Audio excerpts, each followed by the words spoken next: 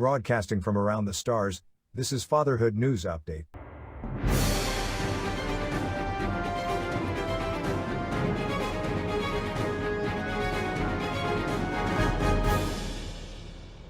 Good evening, our top stories tonight. Terror strikes the Tanner Penal colony.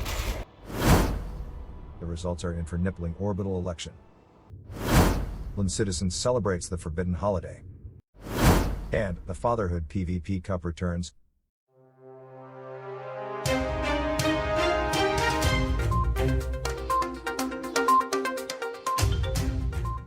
We begin our broadcast today with the tragic news that Tanner Penal colony has been struck by a terrorist attack. Our reporter Sarai Kellam reports from Bolger Vision with the details of this attack. This Class 1 correctional facility houses several corrupt politicians from the Suai Singh Netcoms organization that defrauded the star system before the Fatherhood overthrew them from power. The Fatherhood News obtained footage of this attack, showing a lone hauler ignored all trespassing warnings and opened fire on the security forces. Upon its swift destruction, the cargo was collected and transferred into the main loading bay for processing. Some of the cargo was put into quarantine due to its potential corrosive nature. However, later that cycle several explosions rocked the loading bay and emergency response units began to contain the fires and move the valuable cargo away from the fire. It is then that the terrorists that had been hiding in the cargo overpowered the loading bay workers and began their attack on the guards. The terrorists are now in control of Tanner Penal colony, and have jettisoned a number of local guards, due to their demands not being met. The terrorists demand the release of Martin Vergrave, the financial leader of the Suai Singh Netcoms organization, who has been found guilty of a number of fraudulent election practices, including a number of illegally funded luxury retreats to Hajangai's Sharp Oasis settlement, a hotspot for the rich and famous. All commanders are asked to take extra care when flying around the Tanner Penal colony, as the terrorists have laid a number of mines. The Fatherhood have stated they are disappointed with the response from the press office of Suai Singh Netcoms organization, that simply issued a standard disclaimer saying that the actions of the terrorist are not in line with the organization's best practice and disciplinary process will be conducted. The Fatherhood leadership have said that they have irrefutable evidence that this attack was faction state sponsored and have declared war on Suai Singh Netcoms organization. May the stars shine on the brave commanders of the Fatherhood and bring this situation to a swift end. Thank you for that report, Sarai Kellam, and stay safe out there. In other news, the Liberals of LP 417-213 have suffered yet another election defeat to the Fatherhood. This victory has been marked as a key turning point for the star system, with the Fatherhood solidifying their position within the star system by scoring big wins in 4 of the system's orbital space stations and planetary outposts. These bases include 2 large landing bays at Kamata Hub and Zedford Works, where the Fatherhood are the dominant power. The Fatherhood News has learned that the latest election result from Knipling Orbital has been won with a margin of 4-0, which means that the Fatherhood has now taken control of Knipling Orbital. This copper refinery powerhouse of an outpost adds to the momentum that the Fatherhood have built over the last few cycles. This win is a devastating blow to the Liberals of LP 417-213.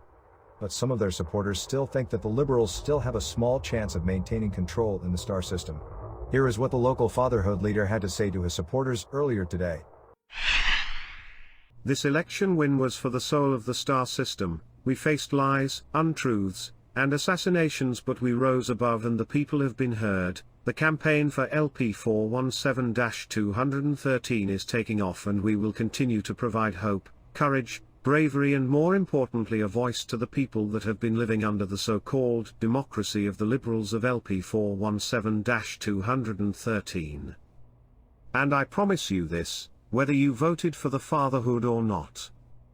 The lying, the hurting, and the suffering stops now. As you know, this win has come at a great cost to me personally. I lost my brave son who was assassinated during this election. And I would like to thank you all for the kind words that were sent to me. This win is for you, Commander Pulsar Knight. Sleep in peace in the black, my son.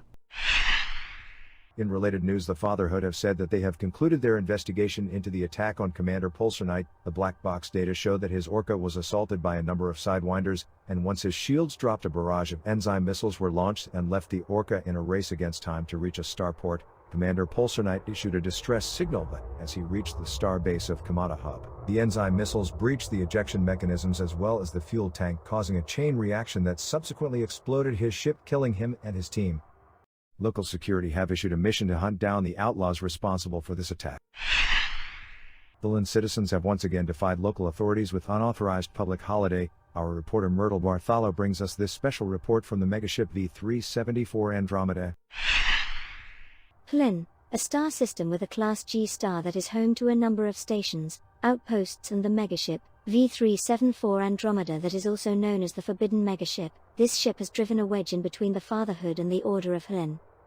This megaship has always been the holy place for the native and mysterious faction of Order of Hlin. This order is shrouded in secrecy with its proprietary communication channels that are encrypted with Thargoid algorithms. This holiday has been outlawed by the Fatherhood as it is a celebration of the terrorists that led the massacre of Hlin. The massacre of Hlin was an attack that saw a number of anacondas attack the wedding beluga liner that was hosting the wedding between the minister's Barthalma's daughter and Commander Sol Ranger. The attackers used a number of modified hatchbreaker limpets to disable the escape hatches and proceeded to bombard the liner with wave after wave of cannon fire till it blew up, killing all on board. The Grand Master of the Order, Grandmaster Lee, and public enemy number 1 for the Fatherhood used to have his main residence on the megaship V-374 Andromeda. His former living quarters are to many seen as a place of worship for the followers of the Order of Hlin, but since the Fatherhood became the controlling faction on the megaship, they have assigned the former Grand Master's residence to be the remote office of the regional command faction officers. This act has given rise to an unauthorized public holiday for supporters of the Order of Hlin and causes mayhem and riots on the megaship, with many supporters taking unauthorized and unpaid leave that leaves a number of key systems understaffed.